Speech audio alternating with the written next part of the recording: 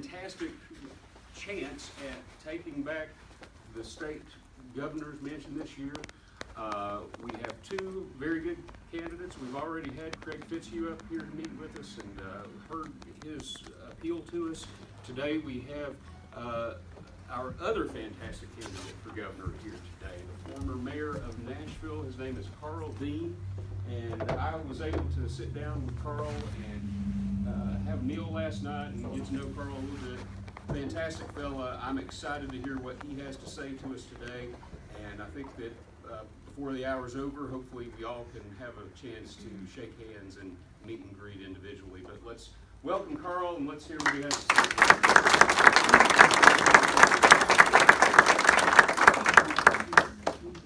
Well, thank you, Casey, for that kind introduction, and thank you all for being here. I had a chance before we got here to spend some time driving around. I've been here for a wedding several years ago, so it's good to see this beautiful city again. It really is a special place. What I thought I'd do is just talk a little bit about who I am and then why I'm running for governor, and tell you how the campaign is going. So I came to Nashville in 1978. I came to Nashville to go to law school at Vanderbilt. And the most important thing that happened to me in law school was not mastering contracts or torts. The most important thing that happened to me was meeting a woman. She was in my law school class, a whole lot smarter than me, a Nashville native, and we fell in love. And so we go through a period of time discussing where we're going to live, and I live in Nashville. And it's the best thing that's ever happened. We raised our 3 kids there. I have a son who's a lawyer in Nashville and 2 daughters who are graduating from college this year.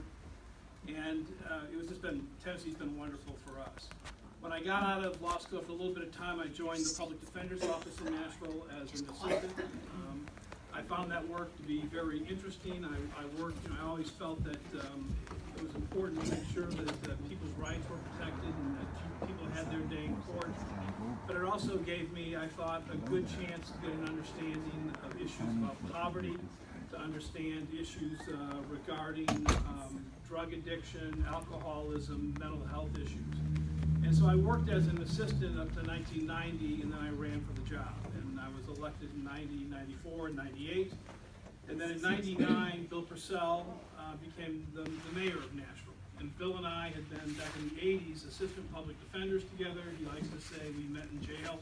But, he asked me to leave the public defender's office and become the director of law for the city of Nashville, which basically means I was the city's attorney. I ran the law department, about 35 lawyers.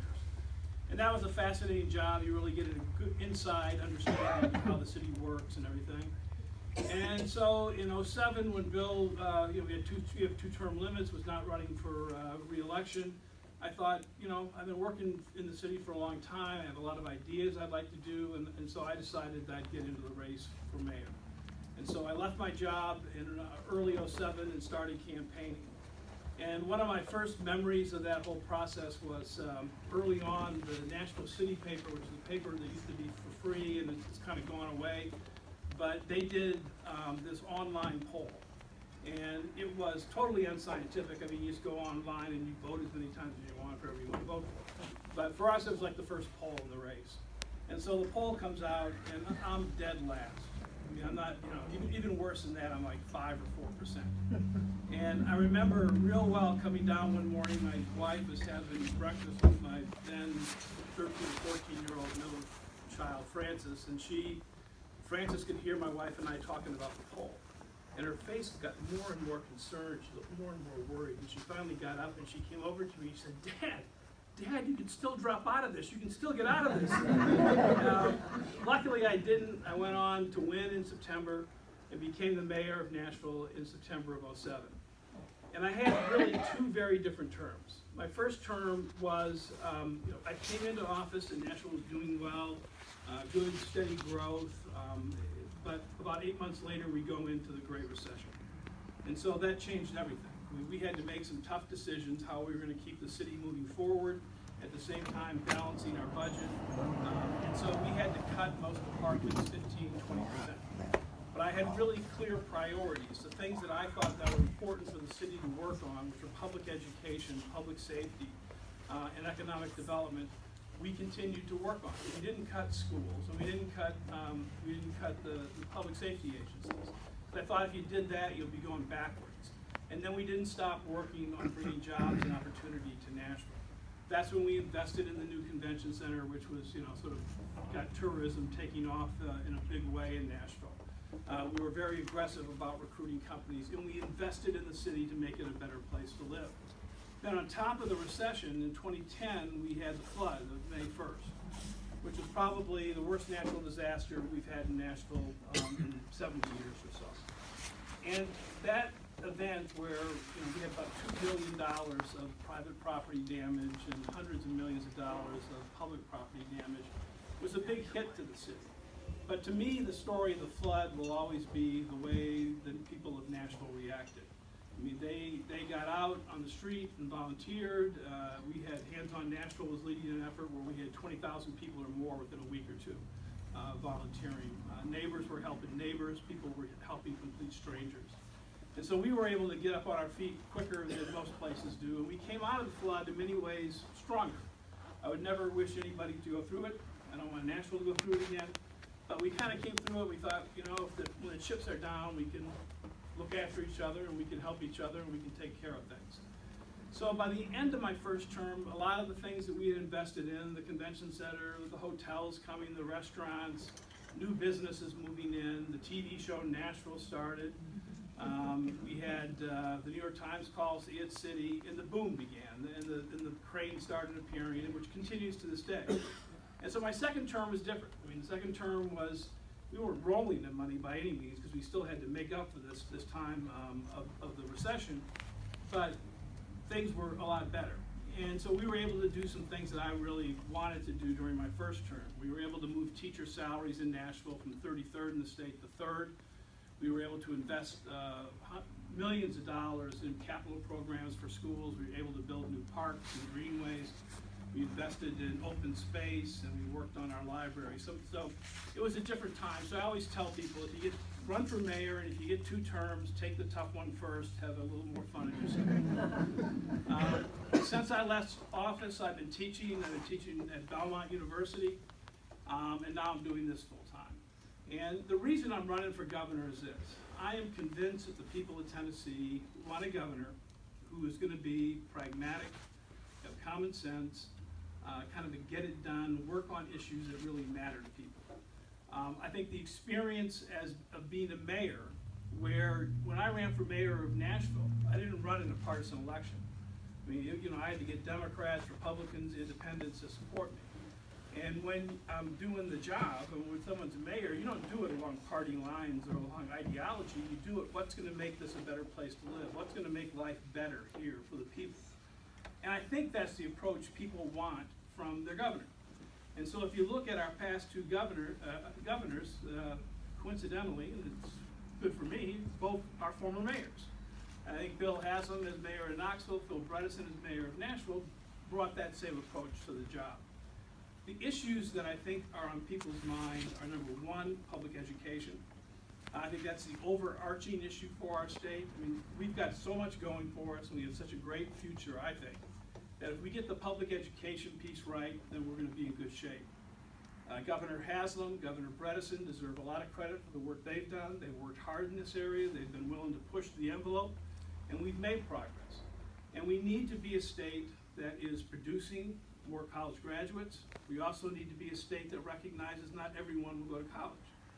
And if people choose not to go to college, we need to have the vocational, the technical programs available so that people can get good jobs, be able to support a family. I think we have to support our teachers.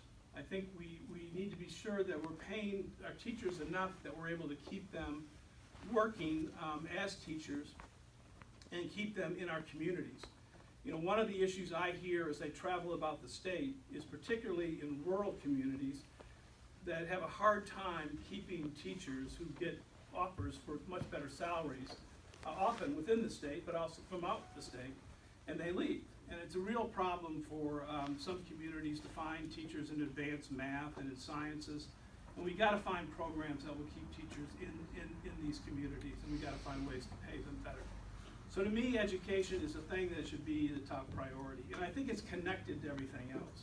You know, I'm going to talk in a minute about the economy, I'm going to talk in a minute about health, but all of those things are connected to education. If we're going to advance in healthcare in this state, we're going to have to live better and differently.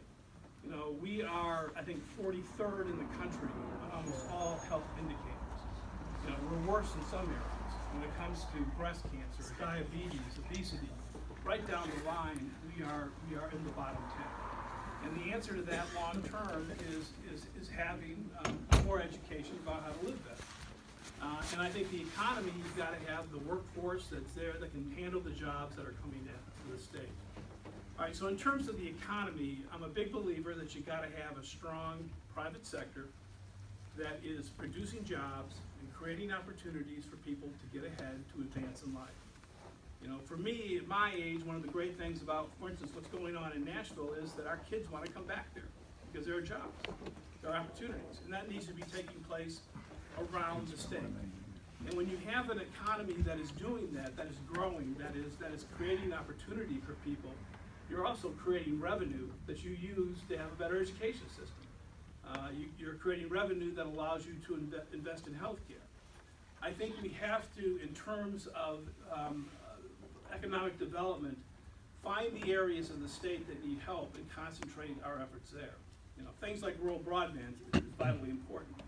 But we need to make sure that we're listening to local governments and local citizens about the areas they need help in, and that we work to provide it.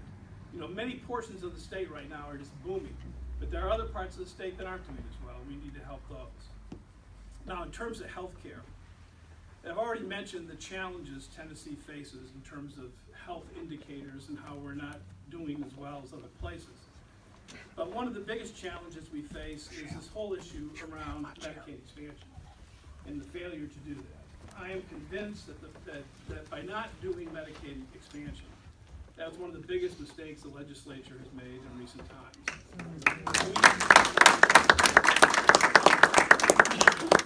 We have lost, I think, more than $3.5 billion that could have been used to make insurance available and access to health care available to people who are changing jobs, people who are pre-existing conditions, people with low incomes, people with disabilities. And so what that means is that money that we decided we were not going to go after from the federal government, that money's not waiting over in a corner for us to say, we like that now. It's been spent in other places.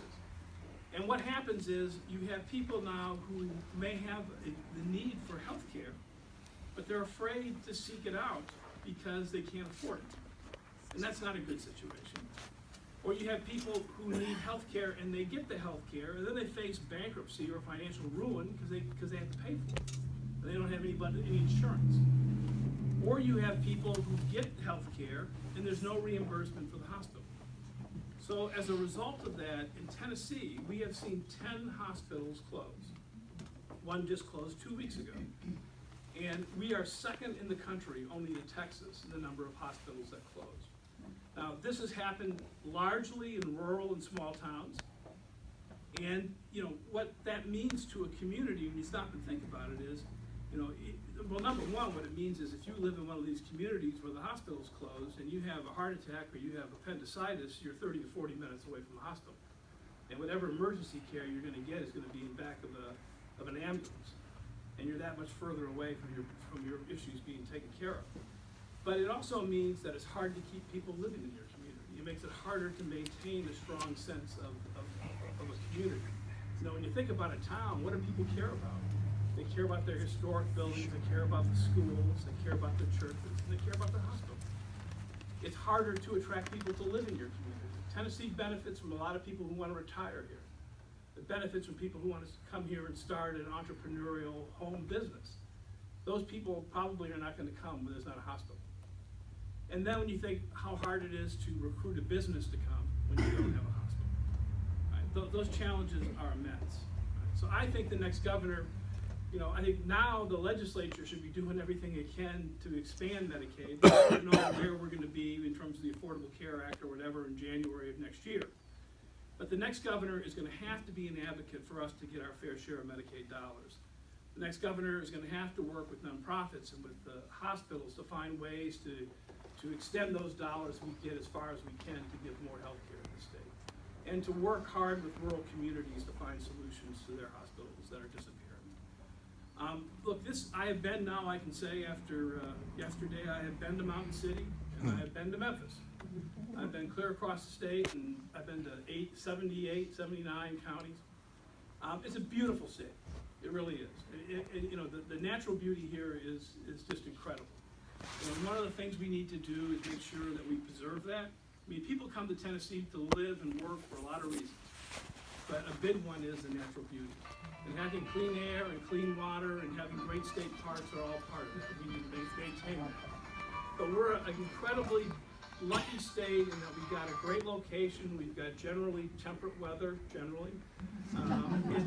It's a state that has a strong economy. And I think our best days are still to come. But we've got to take care of these basics. We've got to take care of health care. We've got to take care of jobs. We've got to take care of education. The campaign has gone well.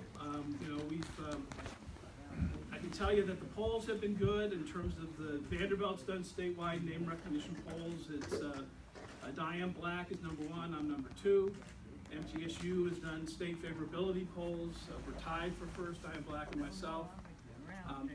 The state I have found to be very receptive. And so I'm very optimistic about this campaign. We're going to work hard. Need your support, need your help.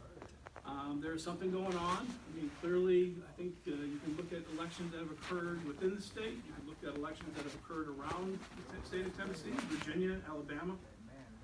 Things are happening. So we can win this.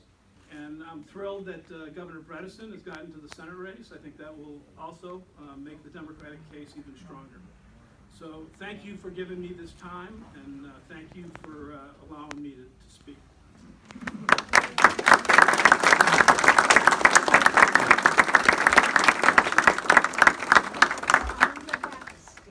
Oh, great. Barbara Britton, our former Greene County Democrat Women's President and the chair of the Democrat Party, her father makes these. So it's one of a kind, and if anybody gets in your way, you can Just do what you gotta do. Well, let me also tell you that if you're interested in the campaign, you can go to karldean.com. And I've had several people, because we're up in this country, side of the state, mention to me today that when they first heard my name, they didn't think about the mayor of Nashville. They wanted to know if I was married to Dolly Parton. And I'm not. He spells his name with a C, and Ms. Parton has said that I just need to behave myself. That's what she wants. But thank you very much. This We're is glad great. to have you. Thank And you. come back to see us again. Colby, you got some material? Yeah, we've got some materials on the table here. We got some bumper stickers and buttons and campaign literature. We're gonna be sticking around, shaking hands and talking to people. So I hope to get to meet you while we're up there. And food is available. Some of you have already snacked, but go back again and enjoy the food, enjoy the camaraderie, and enjoy visiting with perhaps our future governor.